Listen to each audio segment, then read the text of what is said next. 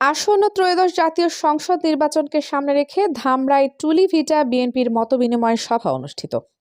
Staff reporter সিমরানের পাঠানো তথ্য ও চিত্রে দেখুন বিস্তারিত। আসন্ন ত্রয়োদশ জাতীয় সংসদ নির্বাচনকে সামনে রেখে ঢাকা-২০ ধামরাই আসনের বিএনপি মনোনীত প্রার্থী জনাব আলহাজ তমিজ উদ্দিনের উপস্থিতিতে ধামরাই থানা ও পৌর শ্রমিক দলের উদ্যোগে এক মতবিনিময় ও আলোচনা সভা অনুষ্ঠিত হয়েছে। সভায় প্রধান অতিথি হিসেবে উপস্থিত ছিলেন ঢাকা-২০ ধামরাই আসনের বিএনপি মনোনীত প্রার্থী আলহাজ তমিজ উদ্দিন। এ সময় আরও উপস্থিত ছিলেন শামসুল ইসলাম, জনাব রাকিবুর রহমান, আশিকুজ্জামান শিপন, মারুফ শিকদার, ধামরাই পৌর যুবদলের সাংগঠনিক সম্পাদক ফয়সাল আহমেদ, কুল্লা ইউনিয়ন যুবদলের নেতা দেলোয়ার সহ বিএনপি ও অঙ্গ সংগঠনের অসংখ্য নেতাকর্মী।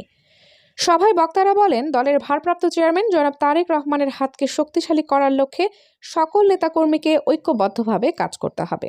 পাশাপাশি ধামরাই বিএনপিকে সুসংগঠিত করে তারেক রহমানের আদর্শ বাস্তবায়নের মাধ্যমে একটি শক্তিশালী সংগঠন গড়ে তোলার প্রত্যয় ব্যক্ত করেন তারা।